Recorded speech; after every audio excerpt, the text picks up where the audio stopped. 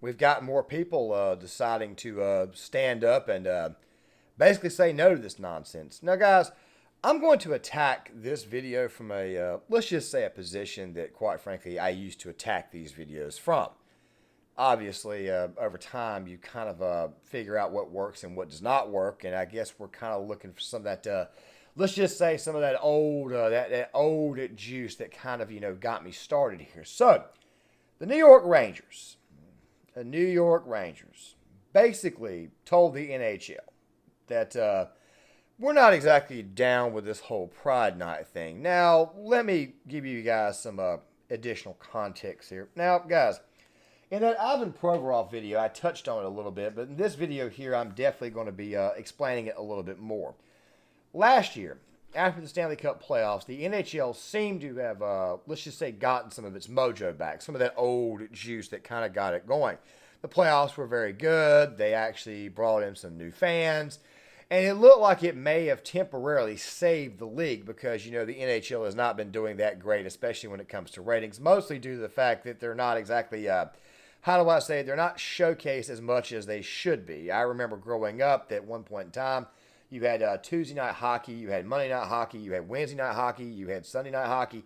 You had hockey on television. It was actually broadcasted. Now, it's possible now that the reason why they're broadcasting it more is obviously to get this little agenda across, which, by the way, is just going to anger fans more and more and more. Now, I want to talk about the typical hockey fan before I talk about this issue between the New York Rangers telling, let's just say that the players basically told the team, they basically told the franchise to go screw themselves, which, by the way, good on them for doing that. And we're probably going to talk a little bit more about Provorov, too. But the thing is, you have to understand this right here. The typical NHL fan is normally between the ages of 18 and 50. It's normally a white fan, normally a white male fan. I wouldn't say Christian or whatever religion it is. I'm just saying it's primarily a white male fan. By the way, a lot of these fans, of course, come from Canada, and there's also a lot of fans here in the United States, even though hockey, for the most part, originated in Canada. But you got to understand something real quick about hockey. Now we got to talk about the players. The players are not just Canadian or American. You have Russians, you have those from Eastern Europe, you have Swedes. You have a lot of people that come from a lot of countries that aren't exactly down with the whole pride gay stuff.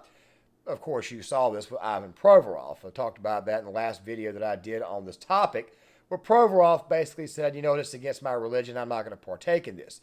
So the New York Rangers, they decided to go all in with the pride thing. You see, they sent out an email, a bit of a memo to their fan base saying, come in and celebrate the festivities. There's going to be rainbows all over the place, rainbow tape, rainbow jerseys, all that stuff right there. The type of stuff that would actually make you puke if you were actually a straight white male going inside of a facility like Madison Square Garden. The players, on the other hand, they basically said, nah, we're not going to do this. Now, the night that, of course this was last Friday night, the night that it was done, the actual Pride Night, what ultimately ended up happening was that they brought out a member of the LGBTQ community to sing the national anthem, and then they brought out somebody else to drop the puck. Now, me personally, I don't really care about that. What I do care about is the fact that you've got the entire stadium and everything adorned in pride flags. It just makes you want to vomit. You know what I'm saying? I mean, it's just overdone. Of course, somebody's going to come in here and say, "Dude, you're just a great big giant homophobe." Dude, I have said on multiple occasions, I really and truly don't care what that community does as long as you're not perverting kids and you're not pushing this constant, rampant wokeness down our throats. I really and truly don't care what you do. But, of course, you have the tendency nowadays to go too far, and obviously the New York Rangers players said, you know what, we're just not down with this. Now, gang, let me propose something to you guys. Is it possible, is it the least bit possible that the players have an idea of what's actually going on in the stands? Is it possible that the players, that maybe it's not just the fact that the players don't want to do this, which, by the way, I do think you should listen to your players. I understand that if you're a head coach, what I say goes, but if the coach and the players are kind of in the same ballpark or they're unanimously against what the hell somebody says, you might want to listen to them and you might want to find out the reasons for this. Most of the players, of course, not all of them, come from the United States. A good portion of them come from, guess where? Russia, Eastern Europe, Sweden. They come from areas that aren't exactly down with the gay. Even a lot of Canadians that are in the league are probably not down with this. Now, nobody is saying this to, how do I say, piss off an entire community. We're just kind of pointing it out. Now, really quick, the city of Philadelphia, or the Philadelphia Flyers organization, doing what they did with their whole Pride Night thing does not really surprise me. I mean, this is the same organization that decided to stop, let's just say, the lady, Kate Smith, the one who sang God Bless America right before they won the Stanley Cup back in 1975, or it was 1976. It was one of those 2 years. It doesn't surprise me that they went fully woke. I mean, they did remove the statue. The Rangers, on the other hand, I figured would have just went ahead and gone right along with this. But obviously the Rangers players, they said, no, we're not doing this crap. We understand that this entire thing is nothing more than a great big giant farce.